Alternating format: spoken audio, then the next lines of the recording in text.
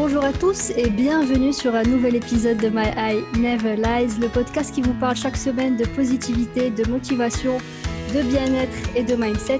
Merci à tous les smilers qui sont à l'écoute à travers les différentes plateformes et qui forment une si belle communauté sur Instagram notamment.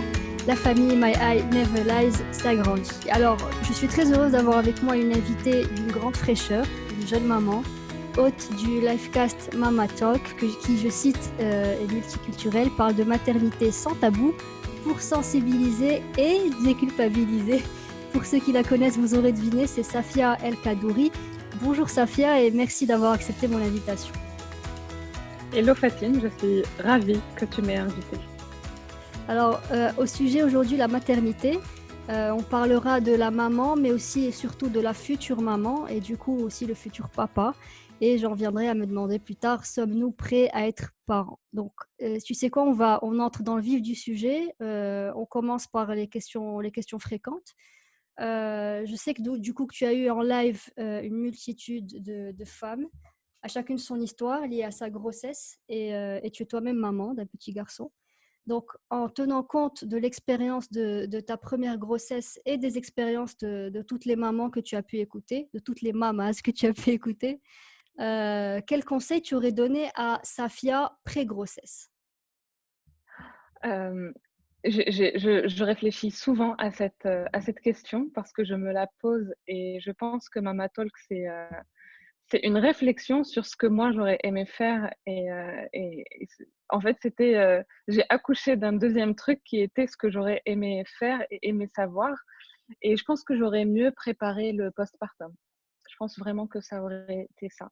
Si j'avais su tout ce que je sais aujourd'hui sur la grossesse, l'accouchement, le postpartum, les neurosciences, l'éducation, enfin vraiment tout ce que j'ai appris, j'aurais mieux préparé l'après-accouchement. Je me suis super bien préparée personnellement Ouais. pour l'accouchement. C'était un objectif ultime et j'avais fait tout ce qui existait comme préparation à l'accouchement, tout ce qui pouvait se faire, moi je l'ai fait. Mais je ne m'étais pas préparée à ce qui pouvait se passer après et c'est le plus important. À ton avis, qu'est-ce qui a été différent en fait? Qu'est-ce que tu aurais aimé savoir que tu ne savais pas déjà? Ce que j'aurais aimé savoir et ce que j'espère que les personnes qui vont nous écouter vont savoir, c'est que ce n'est pas facile. Il ne Ouais. faut pas se leurrer, ce n'est pas facile, ce n'est pas toujours joyeux. C'est un bonheur d'avoir son bébé, de le découvrir, de voir la chair de sa chair, Bien sûr. se voir soi voir le couple dans un enfant aussi, voir le fruit de l'amour. Enfin, c'est vraiment tout ça. Mais ce n'est pas facile. L'allaitement, c'est pas quelque chose d'aussi naturel qu'on le penserait. Par exemple, l'accouchement peut parfois mal tourner. On ne dort pas. Il faut le savoir. Tu vois, moi, par exemple, je pensais que j'allais dormir hein, après je pensais que mon bébé allait dormir tout le temps et que moi, j'allais vivre ma vie comme avant. Ouais. Je ne m'attendais absolument pas à ce chamboulement à l'intérieur de moi qui allait se produire. C'était vraiment très très fort et je ne m'en suis remise, je ne me suis remise de mes émotions et de tout ce qui allait. Je ne m'en suis remise que 2 ans après, vraiment. C'est 2 ans après la naissance de mon fils, donc là, C'est 2 là ans, que tu as pu c'est récupérer février un 2020 peu. que ouais, que j'ai, moi je dis toujours que j'ai sorti la tête de l'eau et que j'ai respiré, que j'ai compris que j'aurais pu me reposer au moment où où lui il dormait. Ça, je le faisais pas parce que je trouvais ça super bête et que je voulais montrer que j'étais une warrior et que je pouvais tout faire. Mais en fait, non, j'aurais pu juste laisser tomber la vaisselle et dormir. Ouais. J'aurais pu, enfin, il y a plein de choses qu'on ne sait pas. Moi, j'avais peur de sortir avec mon fils et de l'allaiter dehors. Et Pourquoi? c'est au moment où, une peur du regard des autres, une peur de Ouais. paraître bizarre. Et c'est quand mon fils a eu, ouais, 1 an, que je me suis sentie à l'aise à l'allaiter à l'extérieur. Alors que quand il avait 2 mois, je trouvais ça hyper bizarre. Et c'est des choses parfois auxquelles on ne pense pas. On n'est pas et habitué auquel on n'est aussi, pas donc préparé. On n'est pas préparé. Et moi, ce que je conseillerais vraiment aux futures mamans ou aux mamans qui sont enceintes actuellement et qui veulent se préparer, préparez-vous à l'après. c'est ça. Plus qu'à la grossesse peut-être. J'imagine que c'est au moins la grossesse, ça passe enfin, au bout, enfin, 9 mois, c'est du travail évidemment. L'accouchement, j'ose même pas imaginer. Mais l'après, c'est toute une vie. Donc je pense qu'il faut vraiment, comme tu dis, se préparer à tout ça. Oui, se préparer à l'accouchement, bien sûr, c'est important. Heu, on on choisit des choses qui vont nous faire du bien pour bien vivre cette grossesse.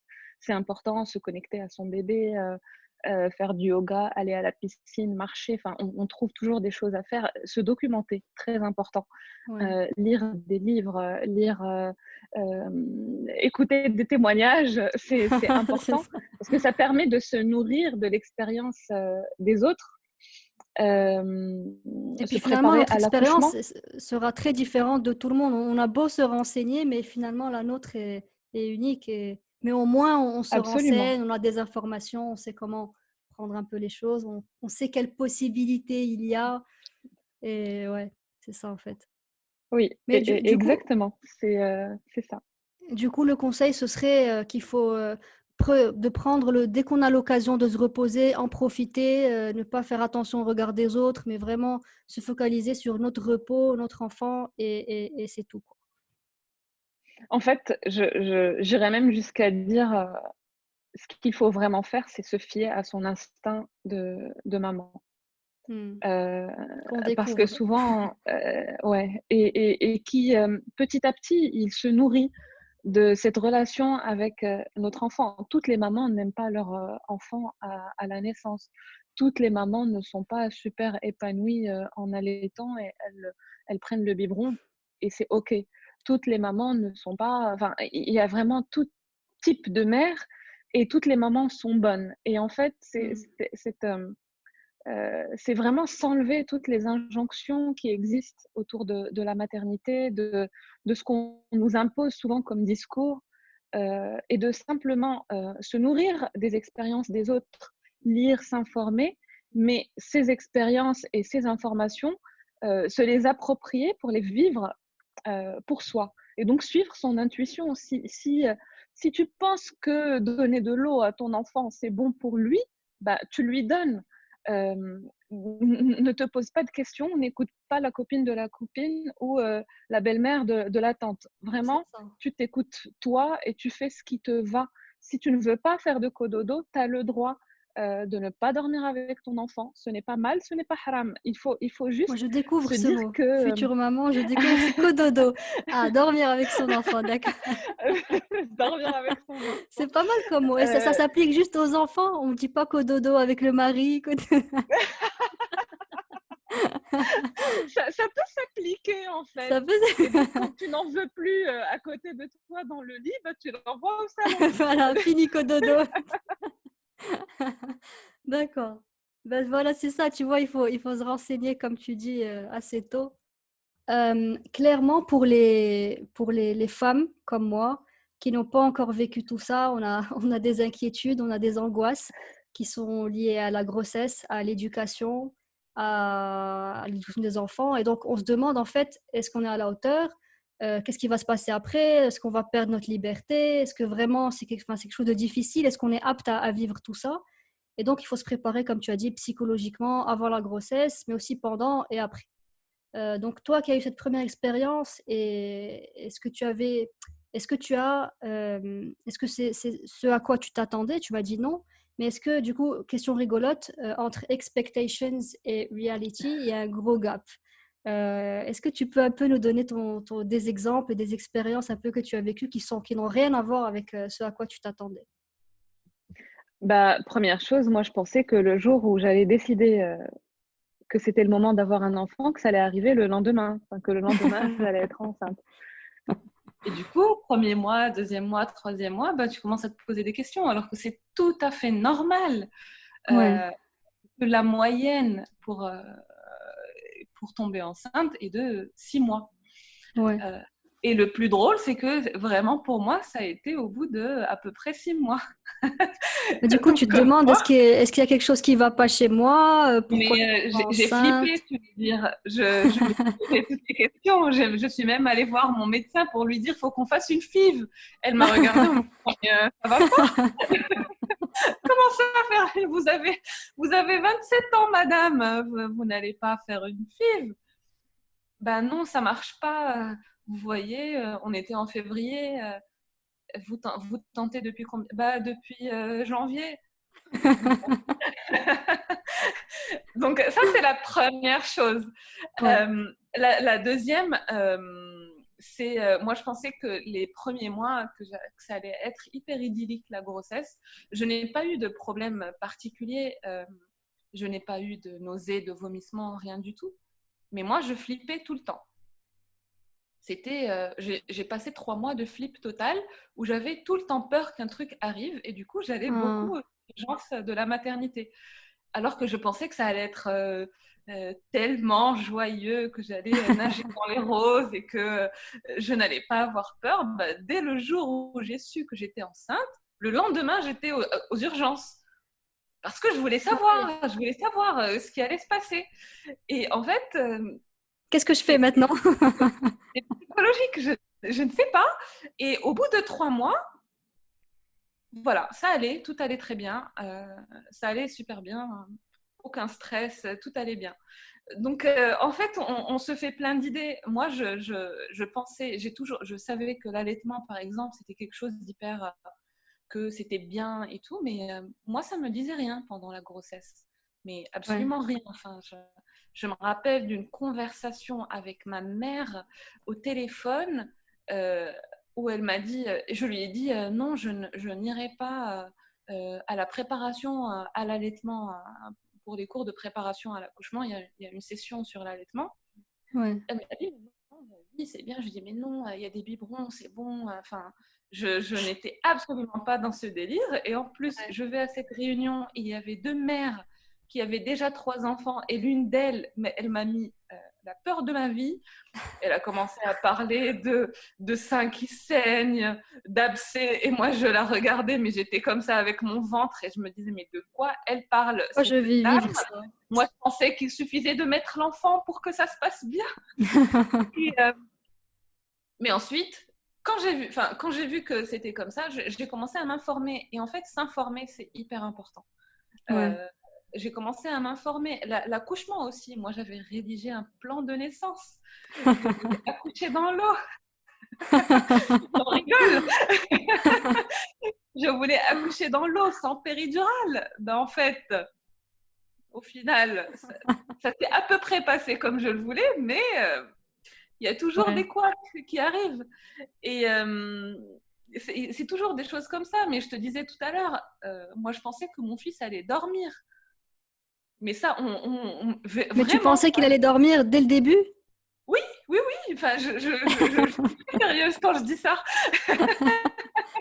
Ouais, On parce que dirait pas quand je parle sur Mama Talk, mais à ce moment-là de ma vie de femme enceinte, je pensais vraiment que l'enfant dormait. Moi, je ne savais pas qu'il n'allait pas faire ses nuits et qu'il fallait se réveiller chaque 2 heures. c'est pire pendant 2 ans. Oui, moi, personnellement, mon fils n'a fait une nuit complète qu'à 16 ou 17 mois. Hmm. Et il se réveillait chaque 2-3 heures. Ouais. Donc, ça faisait beaucoup de réveils. Et avec le recul, là, aujourd'hui, je me dis, mais comment j'ai fait pour tenir, pour aller travailler et revenir et faire tout ça en gardant un semblant de bonne humeur devant les gens et au boulot pour ne pas paraître une mégère n'ayant pas dormi depuis 1 an et demi. Mais c'est sûr, dès Euh, qu'on manque de sommeil, il n'y a pas d'énergie, le moral ne suit mais pas, on horrible. a besoin de récupérer. Donc, c'est normal d'être Ouais. mal et de ressentir le Mais besoin en fait, de... ce qui, avec le recul, m'a Ouais, sauvée, et je le dis, mais sans aucune culpabilité, c'est la crèche.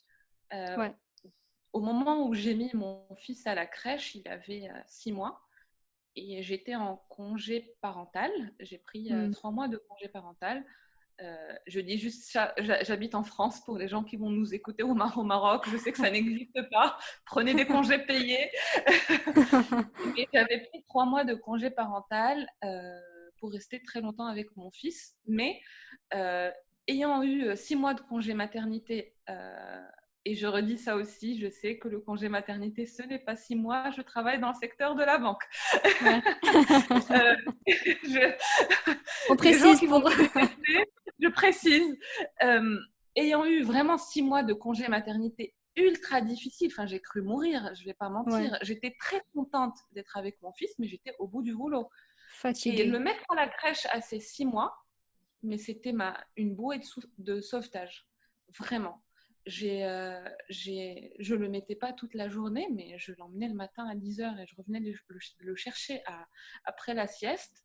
Mais ça m'a donné un nouveau souffle.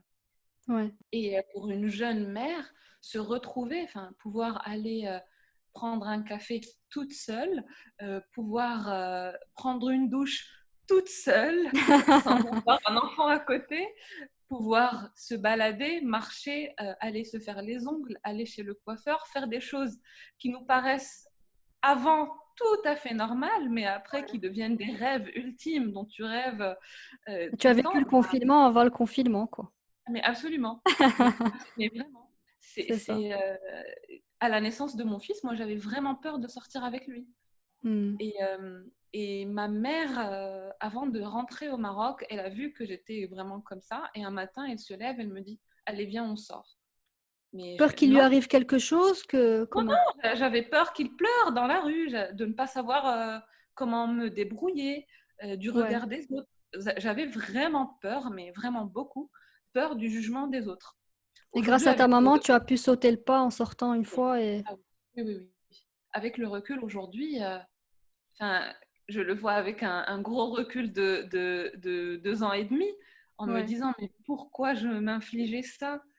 Mais qu'est-ce que ça peut me faire que les gens me regardent alors que mon fils pleure? J'ai juste envie de dire chaque mère fait comme elle peut et comme elle veut. Exactement, faites de notre mieux. Vous faites de votre mieux, mais je ferai de mon mieux. J'allais dire, et tu feras de ton mieux. C'est ça. Mais du coup, tu as parlé de la crèche. Tu es soulagée de le déposer et en même temps, il y a ce moment où tu es habitué à être avec lui H24 et du jour au lendemain, tu le déposes, tu ne le vois pas toute la journée. Donc, j'imagine qu'il y a aussi un moment où tu te dis, mince, mais ça me fait quand même bizarre d'être sans lui. C'est un sentiment très, très ambivalent. Je me rappelle les premières fois où je devais le déposer le matin, j'avais les larmes aux yeux, mais j'étais entre 2 sentiments. J'étais très contente, je ne vais pas mentir, parce que c'était mon moment. Moi, je déposais mon fils à la crèche, j'allais au Starbucks et je restais au Starbucks jusqu'à 15h parce que je voulais récupérer mon fils. Mais c'est un sentiment très ambivalent. Tu es entre je suis contente de trouver du temps pour moi et je veux être avec mon enfant. C'est instinctif. Et les retrouvailles le soir, mais c'était tellement beau, tu vois, parce que j'avais repris du souffle et j'étais contente de m'occuper de lui avec la tête plus libre. Tu le faisais avec un nouveau mindset, en fait. Exactement. Tu as rechargé les batteries, tu es prête à tout lui donner et c'est reparti. Parfaitement. Exactement. Et à ce moment-là, je lisais beaucoup de livres de développement personnel. Et ça aussi, ça aide. Lire, moi je dis toujours s'informer, mais s'informer de toutes les manières possibles. Ne pas lire que les livres d'Isabelle Filiosa qui écrit des livres sur comment élever des enfants ou des livres de discipline positive, ce n'est pas l'objectif. Mais s'informer de toutes les manières possibles. S'informer sur le lâcher-prise, lire des livres sur le lâcher-prise, sur l'organisation, parce que c'est aussi beaucoup d'organisation personnelle, en couple, avec l'enfant. C'est vraiment plein de choses différentes qui vont aider à s'aider, en fait. C'est vraiment 2 choses. Tu t'aides pour t'aider par la suite. Donc le mettre à la crèche, c'était vraiment beaucoup de sentiments très ambivalents, mais les retrouvailles étaient très belles. C'est ça, voilà, justement. Dès que tu le retrouves, c'est autre chose et puis tu t'es reposé, donc c'est C'est tout bénéf pour Oui. tous les deux, finalement. À ton avis, enfin, d'après ton expérience, où est-ce que tu places le curseur? Est-ce qu'il faut laisser aller et avoir des enfants quand ça vient, ou vraiment planifier les choses? Personnellement, je l'aurais très mal vécu si mon fils, que j'aime beaucoup, était Ouais. arrivé par surprise. Parce que j'ai besoin d'organiser ma vie, qu'on s'organise aussi en couple, qu'on soit prêts tous les deux. Euh, Parce que souvent, si tu n'es pas prêt, ben, même l'accueil de l'enfant ne sera pas optimal. Tu vas te poser beaucoup de questions. Après, parfois, ça peut très très bien se passer. Et que les parents se sentent hyper contents d'avoir cet enfant à ce moment-là. Mais je pense quand même qu'il faut en discuter en couple.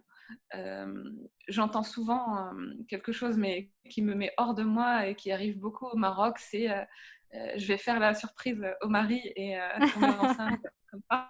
Ah, Euh, oui, souvent ça se ouais. passe pas très bien par la suite. Ben, c'est ça, c'est une décision Mais commune. Si on vient à dire, voilà, écoute. c'est absolument ça. C'est une décision commune à discuter. Il faut discuter de comment on veut accoucher, parce que l'accouchement, c'est pas que la mère, c'est quelque chose Ouais, qui se fait à deux.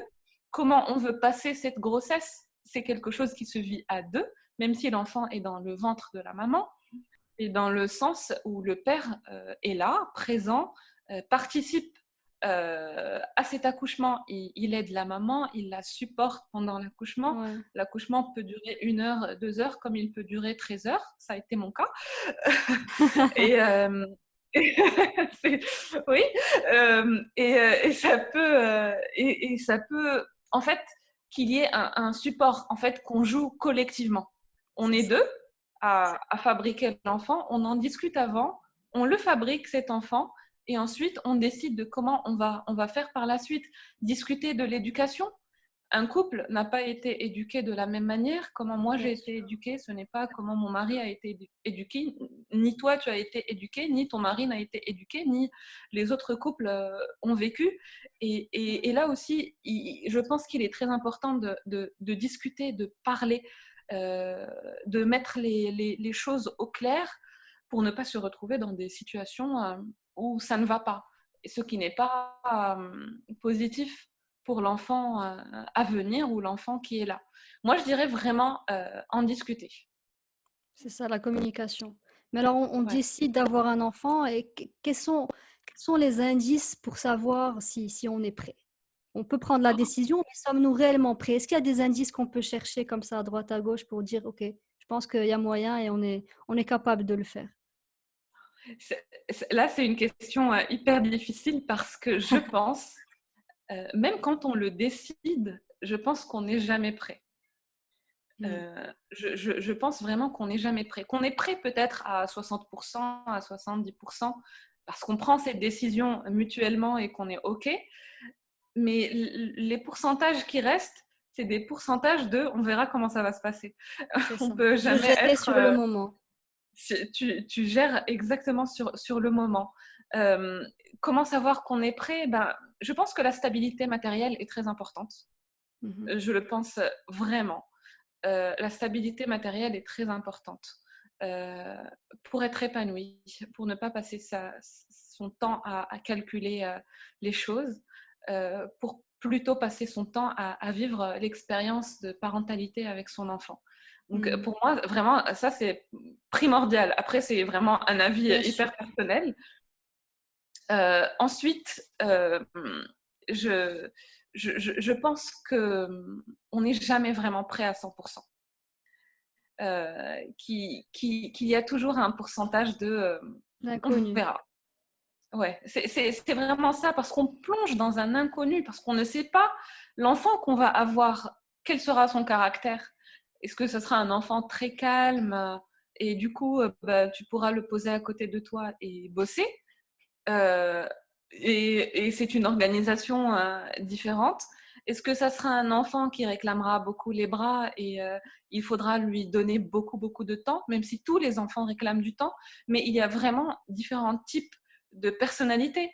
Et on ne peut pas se projeter sur un pourcentage où on ne sait pas comment sera notre enfant. Parce que les gènes, parce que beaucoup de choses qui rentrent en considération. Ouais, je dirais, on n'est jamais prêt à 100%. Il faut le vouloir déjà et mettre les conditions pour. Et ensuite, Oui. on se lance et puis on s'adapte le chemin. Exactement. Le vouloir, réunir les conditions et en discuter en couple. Communication. C'est ça. Ouais. Alors, tu as pu écouter le témoignage de plusieurs femmes en live, à chacune son histoire, chacune ses expériences, etc. Est-ce qu'il y a des choses que tu as pu écouter et du coup commencer à appliquer dans ta propre vie de maman aujourd'hui? Souvent, en fait, me dire dans ma tête, il aurait fallu que je me prépare à l'après. C'est venu en écoutant les témoignages. Et du coup, si un jour je décide d'avoir un autre enfant, je me préparerai à l'après. Je m'organiserai pour l'après quand l'enfant est là. Parce qu'on achète des choses, on achète des vêtements, on fait du shopping, mais on s'oublie. Tu vois, mais du coup, à ce moment-là, je préparerai des choses à manger que je vais congeler. Je ferai tu vois, je ferai vraiment des choses hyper pratico-pratiques, au-delà d'acheter un lit hyper design qui coûte beaucoup d'argent. C'est pas ça. Mon fils n'a dormi dedans qu'à 18 mois. Ça n'a servi à rien. Mais c'est vraiment aller dans du pratique. C'est vraiment ce que moi, j'ai retenu de beaucoup de témoignages. J'ai aussi, et ça, c'est beaucoup par rapport à ce que j'entends des mamans au Maroc. Je ne reçois pas que des mamans marocaines. J'ai vraiment une multitude de nationalités. Ça va de la France, du Maroc, du Canada, l'Australie, la Côte d'Ivoire, le Congo, ça te permet le Liban, Exact. la Tunisie, l'Algérie. Enfin, j'ai eu plein de mamans différentes et c'est vraiment l'objectif. Mais moi, j'ai retenu qu'au Maroc, souvent, les mamans n'étaient pas vraiment écoutées dans leurs besoins. Et je pense qu'il y a quelque chose à faire de ce côté-là, que les mamans devraient être un peu plus à l'écoute elles-mêmes de leurs besoins pour réussir à s'imposer dans un milieu hospitalier qui n'est pas toujours hyper bienveillant avec elles. Et du coup, elles se retrouvent beaucoup en césarienne à cause de ça. Et ça, c'est vraiment quelque chose qui m'a vraiment marquée entre les mamans au Maroc et les mamans dans d'autres pays. Mais justement, et parfois la famille est assez envahissante et tout le monde veut s'immiscer là-dedans. Voilà comment il faut gérer sa grossesse, voilà comment il faut éduquer son enfant. Ah, tu vas accoucher de cette manière, non, il vaut mieux. Voilà, donc tout le monde veut donner son avis. Toi, tu es perdu à la base et tu es encore plus perdu et tout le monde veut participer. Donc vraiment, la question, ce serait comment réussir, tu vois, à dépasser les difficultés d'être maman au Maroc au sein de cette société qui est parfois envahissante. Je vais t'avouer une chose. J'ai beau être marocaine, je suis très contente de ne pas vivre ma maternité au Maroc. Parce que je sens le poids de la culpabilité que peuvent se faire les mères entre elles et que peut faire ensuite tout l'entourage envers ces mères. Et ça aussi, je l'ai beaucoup entendu dans les témoignages au Maroc. Il n'y a pas beaucoup de solidarité et de sororité. On ne soutient pas beaucoup la mère, je trouve. On l'oublie souvent. On oublie qu'elle est là, on oublie que c'est un être humain qui a des sentiments. Elle a enfanté, ça s'arrête là, et c'est l'enfant. Alors que, en fait, pour que l'enfant aille bien, il faut que cette mère aille bien. Et on le dit en anglais, happy mom, happy baby. Et je trouve cette phrase tellement parlante. Au Maroc, il y a le poids de la société, le poids des non-dits, les poids des tabous, les poids des choumins de faut pas faire ceci, faut pas faire cela. Il y a une charte graphique limite, un schéma à suivre, appliqué à tout le monde. Identique, et voilà. Tu ne dois pas sortir du cadre. Si tu sors du cadre, il y a un truc qui ne va pas. Sauf que chaque être humain est différent, bien heureusement. Et je trouve que le poids social envers les mères au Maroc est très, très, très difficile à vivre. Et sincèrement, moi, je le dis tout le temps, je suis très contente de ne pas avoir vécu moi-même ma maternité au Maroc. Et le peu de fois où je suis allée au Maroc et que j'ai vu et entendu et écouté des choses et qui ne m'ont pas spécialement plu ni réjoui. Et je me demande souvent comment les mamans au Maroc font. Euh, il faut être très forte. Il faut être très forte psychologiquement pour résister à tout ça. Mais je le dis encore une fois, c'est parfois même les mères entre elles. Et c'est là où je trouve ça hyper décourageant pour les mamans. Si une maman n'allaite pas, elle est mauvaise. Si une maman ne dort pas avec son enfant, elle est mauvaise. Si elle le met à la crèche à 1 an, elle est mauvaise. Si elle le laisse avec la nounou, elle n'est pas bien. Il ne faut pas faire ceci. Si elle sort au restaurant Si elle est la trop nuit, avec son enfant, il va s'habituer à tu être n'es trop pas avec bien, tu es trop avec lui, il ne faut pas, il va devenir dépendant. Si tu moi le j'avais portes trop, tu lui mets trop la tétine. oui, c'est tout ça. Moi, je me rappelle d'une remarque que j'avais moi-même reçue d'une personne assez proche qui m'a dit qu'en discutant avec elle, et elle me posait la question, alors, tu comptes l'allaiter jusqu'à quand? Et j'ai dit, sincèrement, je ne sais pas, mais j'espère jusqu'à 2 ans, mais si ça n'arrive pas, ce n'est pas un problème. Elle m'a dit, oh, surtout pas jusqu'à cet âge, il va devenir bête. Et, et cette phrase, mais je l'ai prise en pleine face, tu vois. J'étais sidérée par cette Quel est le dame rapport? qui m'a dit ça au Maroc, où en fait on devrait plutôt être très Le moi lien, maman-enfant, le lait oui, maternel. le lien, moi je le voyais comme ça. Et vraiment, cette personne, quand elle m'a dit cette phrase, je n'ai jamais oublié, je me rappelle même de où j'étais assise et où elle était assise. Ça m'a Ça t'a tellement marqué. marqué que souvent j'y pense et en me rapprochant des 2 ans d'allaitement, je n'ai même pas fait 2 ans d'allaitement, je me disais à chaque fois, en rigolant, je disais à mon mari, imagine, il devient bête.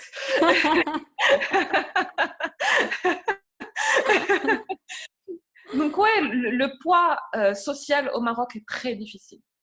Ouais, Il faut se protéger, il faut se blinder, il faut être informé, très informé. Et je dis tout le temps informé, mais c'est c'est la chose qui qui donnera le pouvoir à la maman. C'est ce qui donnera le pouvoir pour moi. Et aussi, on a toute notre manière de vouloir éduquer notre enfant, etc. Donc, Exactement. c'est pas à l'autre de nous dire comment gérer. On peut récupérer, comme tu as dit, s'informer, mais s'informer des personnes qui en savent quelque chose, des experts. C'est pour ça qu'il faut lire, voir des documentaires, etc. Oui. Et puis, si elle a vécu comme ça à sa manière et que son enfant l'a allaité trop longtemps, qu'il s'est passé quelque chose, ça ne veut pas dire que ce schéma s'appliquera à tout le monde. Et puis voilà, Exactement. c'est malheureux, mais comme tu as dit, il faut rester fort, il faut appliquer les choses qu'on a envie de faire pour notre enfant et ça s'arrête là, quoi. Oui. Alors, c'est exactement ça. on a parlé de la maman, parce que la maman est quand même importante, mais le papa aussi. Et comme tu fais Mama Talk, il y a aussi Daddy Talk et tu as pu inviter 2-3 papas, si je ne me trompe pas, à participer avec toi au live et j'ai trouvé ça très, très intéressant. Alors, les questions que les papas se posent et que mon mari se pose aussi de temps en temps sont les suivantes. Alors, qu'est-ce que, par exemple, comment le papa peut se rendre utile pendant la grossesse? De quelle manière il peut se sentir vraiment utile? Déjà, être le support de sa femme. Et c'est ce que je disais tout à l'heure, être son support, être son point d'écoute, essayer de comprendre ce qui se passe dans son corps, parce qu'à ce moment-là, la maman, elle vit beaucoup de changements dans le corps, et il faut vraiment que le conjoint soit hyper à l'écoute. qu'il essaye de vraiment comprendre ce qui se passe. C'est très important. S'informer beaucoup. Je ne le dirai pas assez, mais l'information. Quand ta femme lit un livre, lis-le derrière pour t'imprégner toi aussi. N'attends pas les résumés de ta femme parce qu'elle a sa vision, tu as la tienne. Et ensuite, on discute de ce qu'on a tous les deux compris. Et je trouve ça très important. Participer aux cours de préparation à l'accouchement. Je trouve ça très important. Allez, si on ne veut pas faire tous les cours, ce que je peux comprendre, et encore, je le comprends à moitié, mais au moins aller à 1 ou 2 cours, comprendre ce que la maman veut, la soutenir dans ses choix, essayer de ne pas lui imposer des choix que ta mère t'a conseillé, ou ta sœur, ou ta belle-sœur, faire des choix en conscience, tous les deux. Parce que quand on décide d'avoir un enfant, on l'a décidé tous les deux. Et quand on décide, on le fait tous les deux. Dans la chambre, il n'y avait pas la belle-mère, il n'y avait pas la mère, il n'y avait pas la sœur, le beau-frère. Ces gens n'étaient pas là. Donc cette décision prise à deux doit rester à deux tout le temps. Parce qu'au moment où d'autres personnes vont rentrer avec leurs conseils, et souvent quand la mère n'est pas à l'écoute, les gens vont vers le père. Parce que souvent, le père, comme il se sent, c'est ce que je remarque, il se sent un peu moins concerné, il est rapidement influencé par ce que sa mère va lui dire, parce que sa sœur va lui conseiller. Non, on est deux, on reste une équipe. Je participe au cours de préparation à l'accouchement. J'essaye de me connecter à mon enfant, moi aussi. Je parle au bébé, j'essaye de masser ma femme, de lui rendre ce moment agréable pour qu'il soit agréable pour les deux. Parce que si elle commence à râler, il va très mal le vivre. Les hormones, bonjour. C'est ça. Donc, s'impliquer, mais s'impliquer de manière naturelle. Ne pas se sentir obligé. Et si on se sent obligé, essayez de creuser pourquoi. Est-ce que ton père n'a pas été impliqué dans ton éducation et tu veux faire différemment? Eh bien, tu essayes de comprendre. Parce que dans une culture arabo-musulmano, même dans une culture patriarcale d'aujourd'hui, il y a 20 ans, il y a 30 ans, les pères n'étaient pas impliqués. Les pères n'assistaient pas à l'accouchement. Les pères ne s'informaient pas. Aujourd'hui, heureusement, bien heureusement, ça commence à changer, mais il faut le vouloir. Et tout part du moment où on veut s'impliquer. Et si on le veut, on peut s'impliquer de ces manières-là. Ça doit vraiment venir naturellement. Et le père impliqué, c'est un père qui sera heureux après avec son enfant, parce que les liens se tissent. Même si c'est la mère qui porte l'enfant, moi je pense très sincèrement que les liens se tissent avant, vraiment. En parlant, l'enfant, il écoute, il entend la voix. Parce que justement, c'est vrai ça, c'est mythe ou mytho, l'histoire de la maman avec son gros ventre, son gros ballon, et papa qui arrive et qui se met à chanter une chanson au bébé ou lui dire bonjour petit garçon. Est-ce que vraiment c'est utile de faire ce genre de choses? Écoute, moi je Est-ce vais que c'est pas parler. juste pour le bien des parents, pour rigoler un peu, mais est-ce que vraiment l'enfant en profite ou c'est... Moi, je pense très sincèrement que l'enfant en profite, et c'est pas moi qui le dis, c'est les neurosciences. D'accord. Les ondes de la voix du père sont encore mieux assimilées par l'enfant que les ondes de la voix de la mère, parce que le père a une voix qui est rauque. Et du coup, elle traverse mieux l'utérus. Ah, je m'attendais pas à Et, celle-là. c'est vrai, enfin, ça c'est scientifique, je n'ai rien inventé. Ouais. Que j'ai lu dans des livres, moi aussi, c'est ce que j'ai appris. Et il y a aussi une pratique qui s'appelle l'aptonomie, qui est une pratique qui se fait pendant la grossesse et même après, qui consiste à mettre le père en relation avec son enfant grâce au toucher. Et donc, on doit être accompagné par un professionnel, souvent c'est un gynécologue ou une sage-femme, Et le père, grâce à des mouvements qu'on va lui apprendre avec la main, il va apprivoiser son enfant. En Ils vont massant le... s'apprivoiser tous les deux. Et souvent, je l'ai fait, et donc je peux te dire que ça marche. Oui, Quand mon mari posait sa main sur un coin de mon ventre, je sentais que mon fils bougeait vers ce coin-là et qu'il bougeait vers l'autre incroyable. coin quand il mettait sa main. C'est une pratique qu'on apprend et je t'avoue que ça nous a beaucoup servi pour l'après. De Et quelle à garder le contact physique avec notre fils grâce au toucher. Et pour mon mari, ça a été très intéressant pour lui parce que ça donnait des moments hyper émouvants où vraiment il y avait une connexion incroyable. Et donc oui, enfin, mais absolument oui, il faut parler à son enfant dans le ventre, il faut lui chanter, il faut lui raconter des histoires, il faut lui parler de son match préféré. Si tu joues à la PS, dis-lui que tu joues à la PS. Si tu regardes un match du Real de Madrid ou du Barça, tu lui dis. Si tu vas au restaurant, tu lui dis, tu lui racontes ta journée. Mais Finalement, c'est ça là que fait vraiment l'essence se un... développe, donc il faut Oui, participer à ça et en faire partie finalement. Donc oui. Et c'est comme ça que le père s'implique. et ils C'est se ça sont la impliqués c'est ça, dès le d'avance. départ. Dès le départ. C'est ça. Quand le bébé arrive, il est là, mais je te connais, toi. Mais c'est ça. Ben, avant, quand la mère vivait la grossesse toute seule et qu'elle vivait, enfin, avant, les femmes vivaient leur grossesse toute seule. Le mari, Ouais. ok, elle est enceinte, ok, c'est bon, très bien, on a bien joué Mm.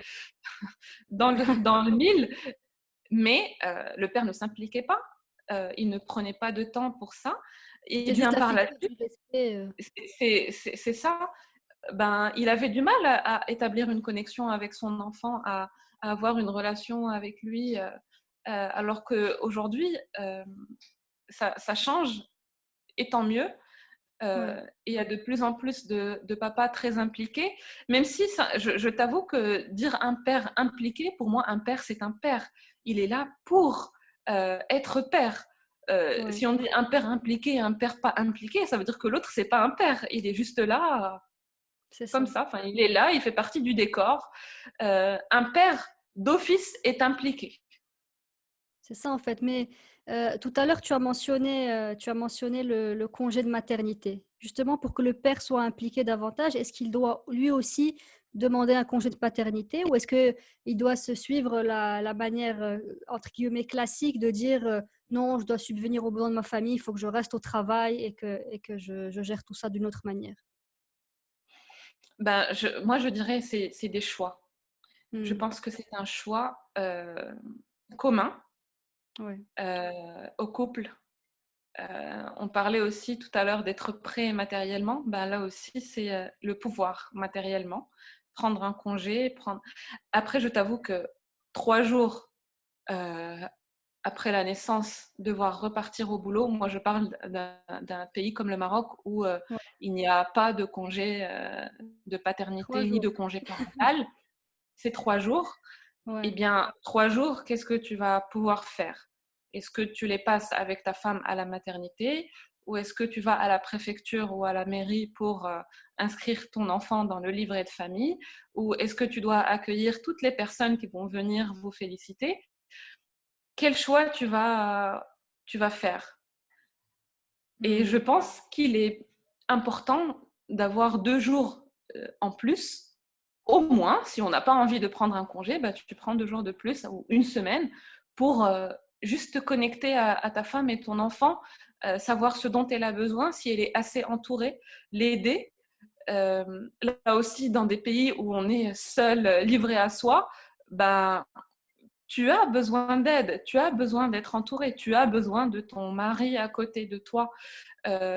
Ici en France, le congé de paternité, il est de 11 jours. Et en ce moment, il y a un collectif de pères qui militent pour avoir un mois. D'accord. Et ils commencent par un mois et ensuite ils veulent militer pour plus. Mais déjà un mois, ce serait tellement bien pour le Ouais. couple, pour la mère. il faut en discuter. Il faut prendre la décision mutuellement d'un choix partagé entre la mère et le père. La mère et le père. La mère et le père, je le dis 3 fois. Et selon ce qu'on souhaite, ce qu'on peut faire aussi, ce qui est possible pour nous. Mais il est important de passer du temps quand même avec sa femme ou sa conjointe les premiers jours pour savoir ce qu'elle vit aussi. Parce que le père, souvent, il est au travail, il ne sait pas ce que la mère vit pendant la journée. On a l'impression qu'elle est en congé maternité. Déjà, congé, c'est pas un congé. C'est pas du tout un congé. C'est ça. Elle est là toute la journée. Parfois, elle n'a pas le temps d'aller boire un verre d'eau ou d'aller prendre une douche. Moi, je me rappelle, mon mari partait le matin. Il me laissait sur le canapé. Il revenait le soir. Il me retrouvait sur le même endroit dans le canapé parce que je ne pouvais pas bouger. Et ce n'est pas que je ne voulais pas. C'est que je ne pouvais pas. C'est quoi cette histoire de douche que vous ne pouvez pas prendre? À chaque fois, il faut mettre la caméra et aller à la douche ou le ramener avec toi dans la salle. Moi, je le prenais avec moi. Parce qu'il peut pleurer à tout moment pendant ta douche. Bah oui, ça dépend beaucoup des enfants. Mais souvent, c'est au moment, enfin, c'est très drôle. Et on a l'impression que c'est un vrai sketch. Tu le mets à la sieste, tu tournes le dos pour aller prendre la douche, tu te mets sous l'eau, tu mets le shampoing sur ta tête, il commence à pleurer. Incroyable. Et donc là, c'est très drôle parce que tu ressors avec la mousse sur tes cheveux, tu mets ton peignoir comme ça et tu pars en courant. Il faut laisser la porte ouverte pour l'entendre. Et du coup, il fait froid et tu es là en train de prendre ta douche. Moi, je me rappelle, je prenais mon fils avec moi et j'avais acheté exprès un transat qui se clipsait sur une chaise haute pour l'avoir devant mes yeux. Et je laissais la porte de la douche ouverte et je prenais ma douche en chantant des berceuses. Voilà. Comme quoi. Et chaque mère le fait différemment. Dernièrement, j'ai vu un post qui tournait, je sais plus, on me l'a envoyé sur WhatsApp où une maman disait que le meilleur moment de sa journée pendant le confinement, c'était quand elle était aux toilettes. Et ça m'a tellement rappelé les moments où pour disparaître 5 minutes, ben, je faisais semblant d'aller aux toilettes moi aussi, mais c'était juste pour respirer 2 minutes. Et je pense que toutes les mamans ont déjà fait ça. Et je pense que c'est même naturel parce que parfois on est saturé et ce qui est normal est acceptable et il n'y a pas de culpabilité à avoir. C'est ça, et heureusement qu'il y a de bons moments à côté. On a le premier rire, la première fois qu'il goûte un citron. Il y a tout ça. Il y a le premier sourire, il y a la première fois qu'il se retourne sur le ventre. Moi, ça c'était un événement. Enfin, c'était un événement. Quand il commence à dire papa en premier et que toi, tu as passé 6 mois à pas dormir, tu en as tout. Tu as juste envie de tuer ton mari, de lui dire mais pourquoi il dit papa en premier? Mais apparemment, c'est parce que c'est plus facile pour eux. C'est plus facile de dire ba que de dire ma. Malheureusement. Il y a tous les bons moments. La première fois qu'il va bouger à 4 pattes, la première fois qu'il va marcher. Toutes les premières fois sont belles. La première fois qu'il va commencer à parler, la première fois qu'il va te dire non, bah, tu vas rigoler. Ensuite, tu vas comprendre qu'en fait, il est très sérieux. Mais il y a plein de moments géniaux à côté de ça. Mais il faut pour ça que ce serait bien que le papa soit présent et assiste aussi à ce genre de choses. Et qu'on ne lui voit pas une vidéo en mode regarde, il vient de dire papa et tu n'étais pas là. J'imagine qu'il doit. Exactement. Alors, justement, pour une dernière question concernant le papa, comment il peut trouver sa place de mari avec sa femme après la naissance? Parce qu'elle est occupée, elle est toujours avec son bébé. Le bébé passe d'abord, il passe en première position quelque part parce qu'il n'y a pas le choix. Mais alors lui, comment il peut trouver sa place dans tout ça? Comment trouver sa place de mari ou de père ou les deux? De mari. De mari. les premiers mois, en tout cas les 3 premiers mois, c'est très difficile, je pense, Ouais, euh, de, de redevenir un couple comme avant. d'accord. Je dis ça quand on n'a pas d'aide et qu'on est tous les deux livrés à soi et qu'il n'y a pas la grand-mère à côté pour garder l'enfant une soirée pour qu'on puisse aller au restaurant. Quand il y a cette possibilité, c'est génial parce qu'on peut respirer un petit coup ensemble. Ou bien une nounou. Mais, ou une nounou ou quelqu'un qui puisse prendre soin de l'enfant et que les parents soient psychologiquement confiants. Parce qu'il y Ouais, a ça aussi. Parce que l'objectif n'est pas de sortir au restaurant et de se retrouver à parler de notre enfant. Ça arrive tout le temps, mais de pouvoir trouver des moments pour tous les deux, pour se reconnecter en tant que couple, ouais, se retrouver, pour mieux retrouver l'enfant après. Parce qu'on se retrouve en tant que couple, on est heureux de se retrouver, on rediscute de sujets dont on n'a pas discuté, juste replanifier des vacances ou je ne sais pas, parler de la pluie, du beau temps, parler de choses, d'articles, de livres, de choses, je ne sais pas, mais se reconnecter. Et ça, c'est important. Mais en tout cas, les premiers mois, et ça aussi, c'est neuroscientifique et il n'y a rien de... Les premiers mois, le cerveau de la mère est branché sur l'enfant. ouais, Ça, c'est indéniable.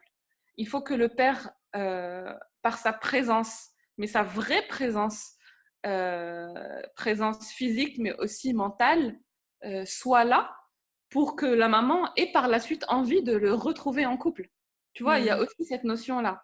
Parce que si elle se retrouve toute seule, qu'elle est tout le temps épuisée, qu'elle ne peut rien faire pour elle, qu'elle ne peut pas prendre soin d'elle, ben c'est ça. pourquoi enfin, je reste avec mon enfant. Il y a aussi toutes ces notions-là que petit à petit, je pense vraiment, ça va changer petit à petit avec la génération de pères d'aujourd'hui qui vont Ouais, comprendre tout ça et qui vont s'informer sur tout ça. Après la naissance, il y a une phase qu'on appelle la matrescence. C'est la contraction du mot maternité et du mot adolescence et qui d'accord. signifie la naissance d'une mère. Hmm. Il y a aussi patrescence qui est la naissance d'un père. Mais la mère est beaucoup plus impactée parce qu'il y a de vrais changements neuronaux et psychologiques qui se font dans son cerveau, Ouais, qui sont beaucoup plus importants. Le père aussi, il y a des changements dans le cerveau, mais pas ouais, autant que la mère, vu la relation qu'elle a eue physiquement avec son enfant. bien sûr. Et le père doit accompagner ce changement. Je dis doit euh, parce que je pense que c'est très important et que ça peut participer à l'équilibre de couple.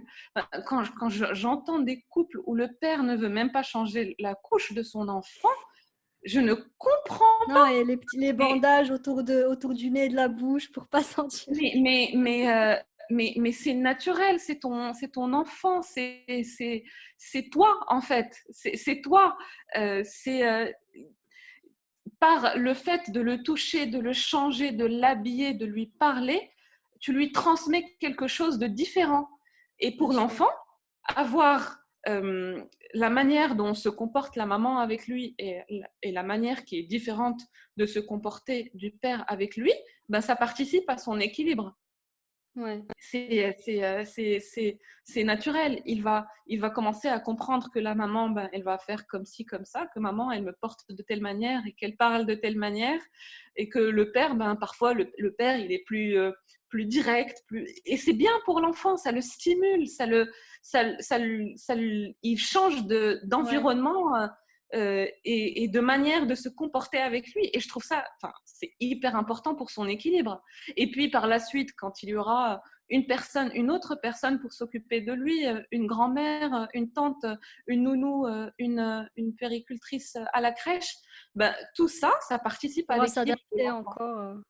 Et ça lui apprend à l'adaptation, ça lui apprend à s'adapter à un nouvel environnement, à accepter les changements. C'est beaucoup de choses qui sont positives pour l'enfant, pour la mère et pour le couple. C'est vrai. Et des fois, quand on a la maman la maman, elle s'occupe du bébé, elle change les couches, elle fait tellement de choses. Et quand le papa rentre du travail, papa, c'est les jeux.